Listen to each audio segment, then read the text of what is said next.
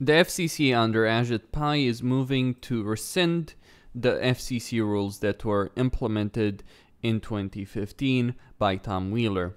Although the current net neutrality rules are fairly pointless at this stage because the FCC under Pai has already stopped enforcing the net neutrality rules, and companies in response are violating net neutrality. So, the thing about rules is you need to have enforcement. The Obama era FCC was already doing a pretty piss poor job.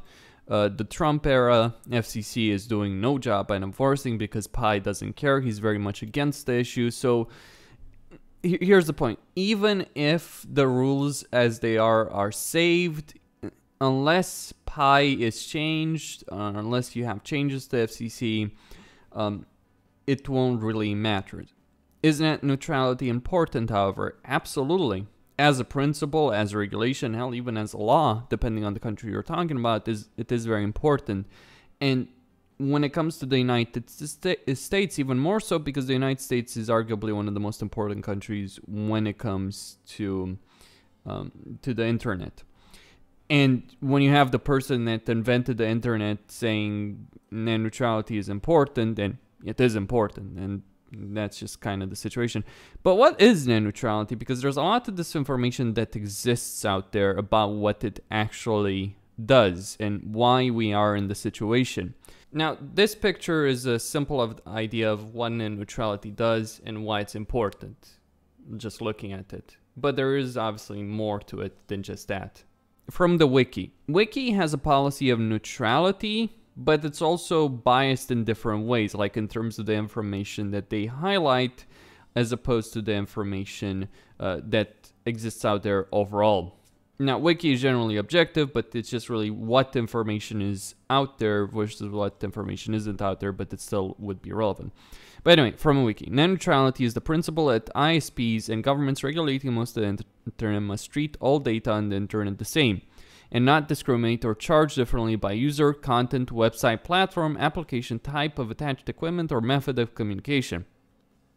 For instance, under these principles, internet service providers are enabled to intentionally block, slow down, or charge money for specific websites and online content.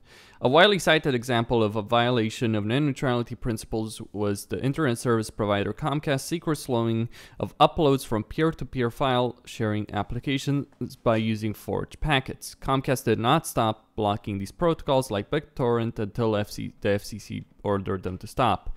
In another minor example, the Madison River Communications Company was fined $15,000 by the FCC in 2004 for restricting their customers' access to Banaj, which was rivaling their own services. AT&T was also caught limiting access to FaceTime so that only users who pay for AT&T's new shared data plans could access the application. In July 2017, Verizon Wireless was accused of fouling after users noticed that videos played on Netflix and YouTube were slower than usual. The Verizon commented that it was conducting network testing and that net neutrality rules permit reasonable network management practices. And then you have what Ajit Pai is doing at the moment. So that's from the wiki. And obviously a lot of the people, including wiki, are in favor of net neutrality. This is factual data, but again, it's not necessarily all of the data that exists on there. There's a lot more to say on this, by the way, than what's in this. But from Business Insider, moving to an article from Business Insider, if you want to see what America would be like if it ditched net neutrality, just look at Portugal. The Federal Communications Commission is planning to ditch net neutrality, which requires internet providers to treat all data, and that's a key word here, online equally. A Portuguese internet provider shows what the American internet could look like if net neutrality is scrapped. One company charges people more for additional data based on the kind of app they want to use, such as those for messaging or for video. On Tuesday, the U.S. Federal Communications Commission announced that it planned to vote on an order to roll back Obama-era rules governing net neutrality. Simply put, net neutrality means that all data on the internet is treated equally. An internet service provider can't prioritize certain companies or types of data, charge users more to access certain websites and apps, or charge businesses for preferential access. Advocates of net neutrality argue that it ensures a level playing field for everyone on the internet. Telecom firms, however, are largely against it because of the additional restrictions it places on them. But with the Republican majority FCC likely to vote on December 14 in favor of rolling back the order, what might the American internet look like without net neutrality? Just look at Portugal. The country's wireless carrier Mio offers a package that's very different from those available in the US. Users pay for traditional data, and on top of that, they pay for additional packages based on the kind of data and apps they want to use. Really into messaging, then pay €5 a month and get more data for apps like WhatsApp, Skype, and FaceTime. Prefer social media networks like Facebook, Instagram, Snapchat, Messenger, and so on. That'll be another €5. Video apps like Netflix and YouTube are available as another add-on, while music is another, and as is email and cloud. Net neutrality advocates argue that this kind of model is dangerous because it risks creating a two-tier system that harms competition. People will just use the big name apps, including the bundles they pay for, while upstart challengers will be left out in the cold. For example, if you love watching videos and Netflix is included in the video bundle but Hulu isn't, you're likely to try and save money by using only Netflix, making it harder for its competitors. And without net neutrality, big name apps could theoretically even pay telecom firms for preferential access, offering them money, and smaller companies just couldn't compete with that. It's not clear whether any companies named above have paid for preferential access. An ISP could even refuse to grant access to an app at all unless they paid up. And then it goes on from Democratic Rep. Rocana of California. Okay, but here's the thing. The Portuguese example is just one example. In my country, in Romania, we have some of the best internet in the world, and we don't have net neutrality enshrined in law. But you don't need to have net neutrality enshrined in law, because for the longest time, the de facto policy on the internet, the way ISPs manage the internet, was of net neutrality. It's only really recently that internet service providers have moved in this direction where they're trying to be very greedy and do things like the example in Portugal, though that seems to be like a wireless example as opposed to a cable example. And obviously, when it comes to wireless, there's a bunch of shenanigans going on around there. But you see the point. Basically, we wouldn't be in the situation if the ISPs were willing to be reasonable. In fact, the reason the current net neutrality rules even exist is because Verizon, the firm that Ajit Pai worked for as a lawyer before he became a member of the FCC, then chair, Verizon challenged the then net neutrality rules that were imposed in 2010, and it won in court against those rules, forcing the FCC to either implement the current rules or completely scrap them. Now, initially, the Obama-era FCC was willing to scrap them because they didn't want to go down this path of common carrier that they then adopted, but because of a massive pressure campaign, they ultimately adopted the current regulations on net neutrality. Not that they did a great job of enforcing them.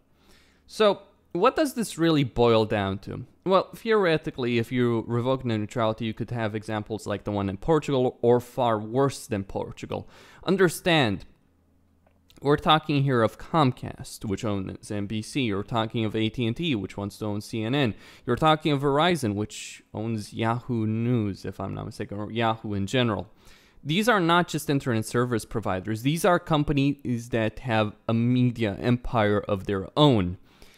And so it is very foreseeable that they would use the power that they could get in order to strike down at their own competition.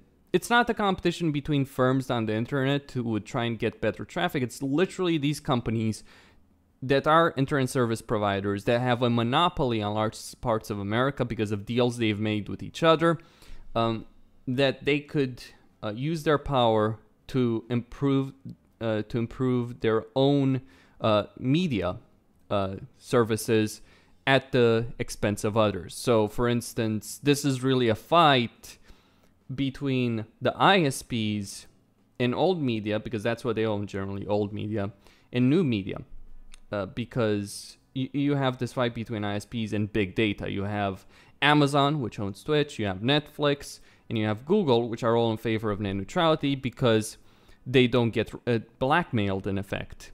And that's what the ISPs could do. They could blackmail Google, they could blackmail Netflix, they could blackmail Amazon to either accept their rules or they get their speed, the internet speed goes down. And by the way, it's not just a case of paying a ransom and, you know, cash. It's not just the bottom line for Google or Amazon. They could demand restrictions on videos on YouTube, restrictions on Twitch, restrictions on Netflix on the kind of content. They could very well force these companies to adopt what was then the Stop Online Piracy Act at the time. Remember that? Remember how people fought against that Stop Online Piracy Act on both the left and right? Well, basically, if net neutrality is revoked, theoretically at least, right?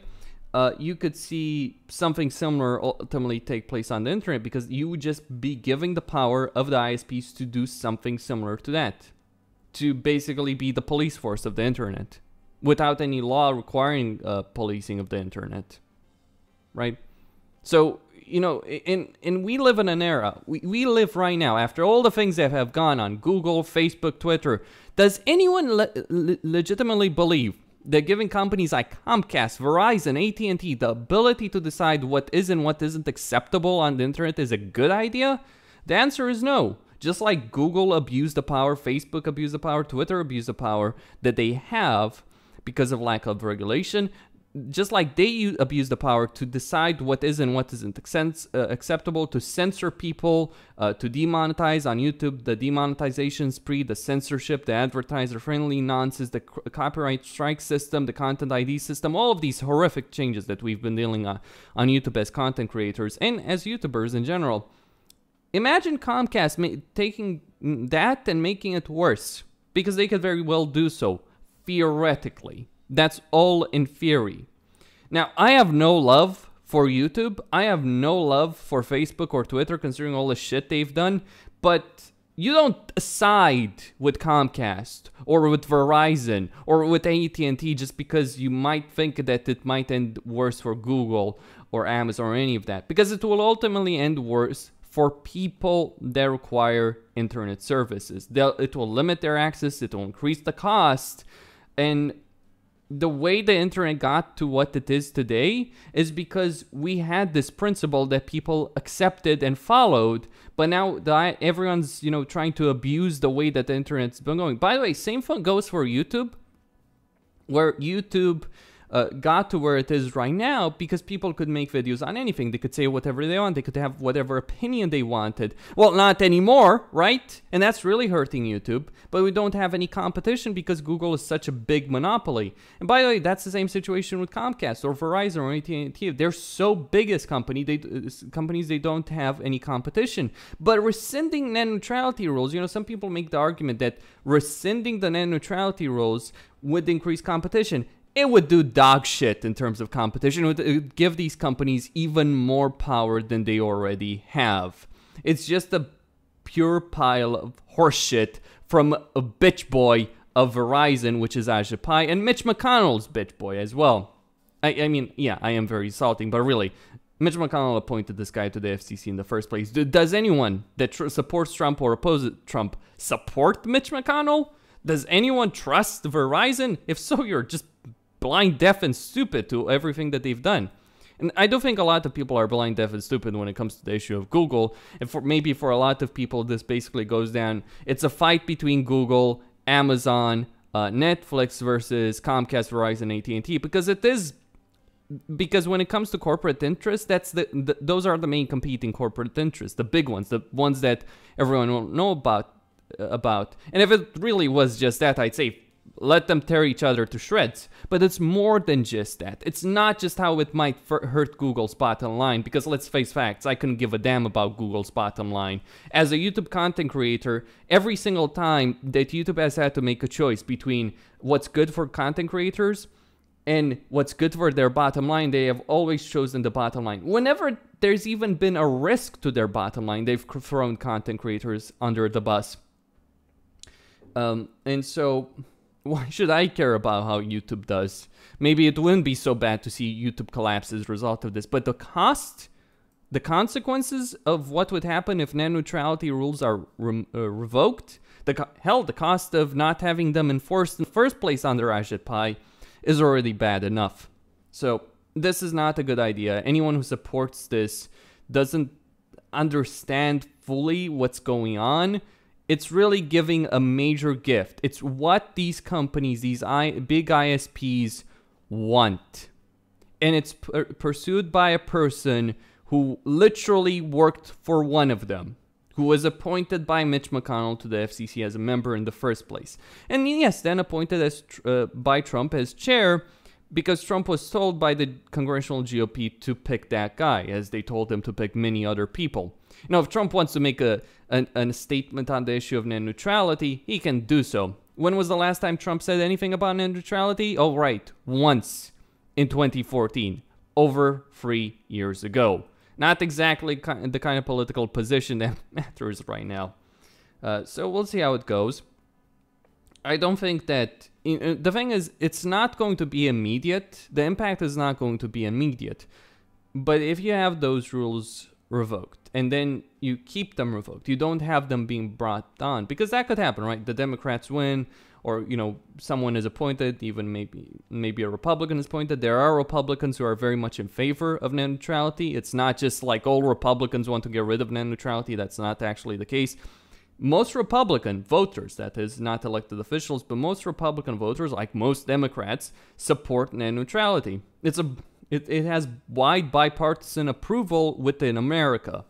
It's just really the elites and the corporate stooges that are in favor of removing net neutrality, as they were in favor of as they were in favor of SOPA or PIPA. So we'll see what ultimately goes down. It is not encouraging that this is happening. Am I surprised, though, as a Trump supporter, that ultimately this would happen? No, I knew exactly what I was signing up for. I knew that Trump was very likely to pick a standard Republican for the FCC. I disapproved of it, but there were far bigger things that mattered a great deal more than net neutrality. You know, the world doesn't begin or end with net neutrality, just a point to people here.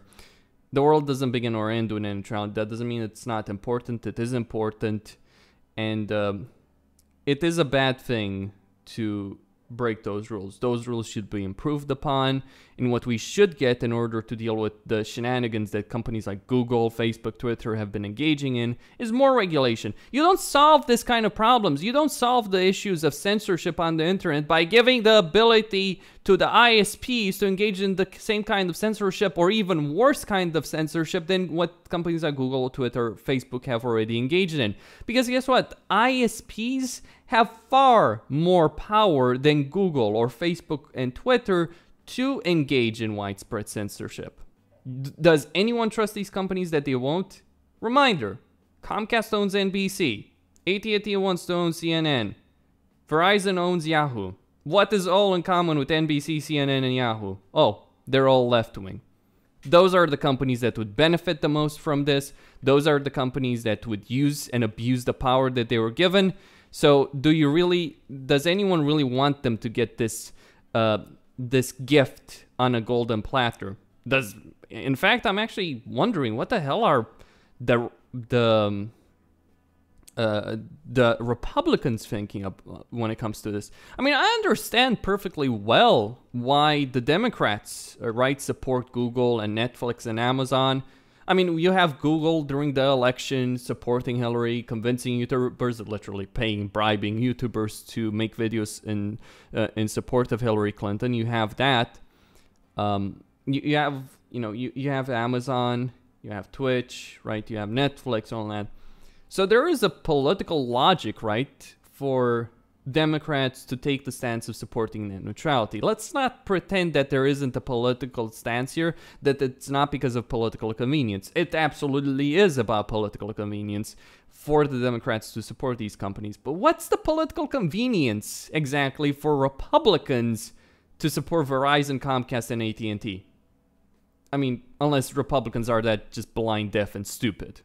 I don't know. Maybe they really are. looking at Mitch McConnell and Paul Ryan and what they've been doing, maybe they just really are that fucking thick. Costin here on Serious Gaming signing out. Don't forget to subscribe, like the video. Thank you all for watching.